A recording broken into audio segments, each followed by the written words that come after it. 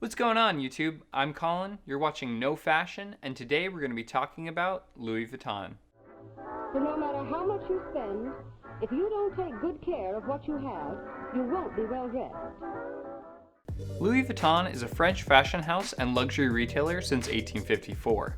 It was founded by Louis Vuitton and has grown to a net worth estimate of $19 billion. Vuitton was born in 1821 in a small town in the French mountains.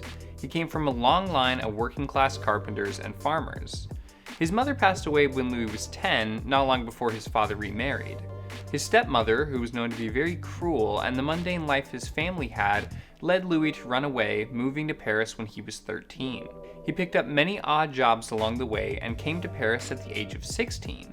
Paris at the time was in the middle of an industrial revolution, striking a hard line between grossly extravagant wealth and extreme poverty. As a teen, Vuitton began working as an apprentice for successful box maker Monsieur Marcel.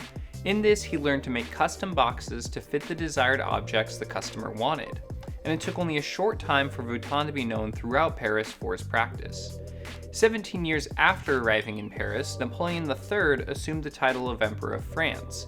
His wife, Eugenie de Mojito, who was a Spanish countess, hired Louis to take on the role as her personal box maker and tasked him with packing the most beautiful clothes in an exquisite way. This role provided Louis access to a whole new world of clients who would remain loyal to him for his services for the remainder of his life. In 1854, Vuitton left Monsieur's shop, opening his own establishment with a sign outside that read, "Securely packs the most fragile objects, specializing in packing fashions." However, Vuitton's real career staple came 4 years after opening his own shop. Vuitton debuted a new type of trunk, replacing the current norm of leather with a canvas material that was much more durable, lighter, and more weather resistant. However, the true change came with the silhouette of the case, which was generally dome-shaped in favor of a rectangular case, which was the first of its kind, and allowed for the cases to be stacked and generally easier for traveling. This was instantly a commercial success, and with the increase in transportation technologies, the demand for Vuitton's products skyrocketed. In 1870, the siege of Paris during the Franco-Prussian War forced Vuitton out of his shop on the outskirts of Paris.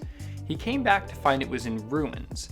During the rebuilding of his shop and his brand, Vuitton began to focus more on the concept of luxury product. In 1872, he released a new trunk design with a beige canvas adorned with red stripes. This new design was well received and marked the beginning of the brand's luxury status. Although Louis Vuitton died in 1892 at the age of 70, his brand was far from over. Louis' son Georges continued the brand, developing the iconic LV monogram and further cementing the brand as a luxury staple that is here to stay.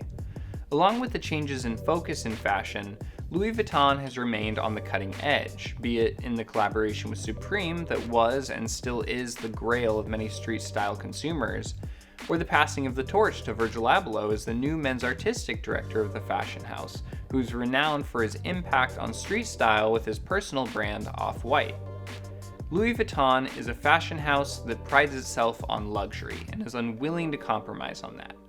Although many buy into the brand purely for the hype and the recognition of wealth, Louis Vuitton is a brand that reflects so much history and a story of a young boy in a bad situation who took a leap of faith and built an empire twice from the ground up. In my mind, the origin story of this brand and how it revolutionized luggage in such a profound way is reason enough to find intrigue in what this brand has done and is doing. Thank you guys so much for watching. If you like this video, please consider giving it a like, and if you want to see more content like this, please consider subscribing. And if you have any feedback for me on things I could be doing better here, as I'm just starting to kind of figure this out, please leave a comment in the comment section down below. Thanks, guys.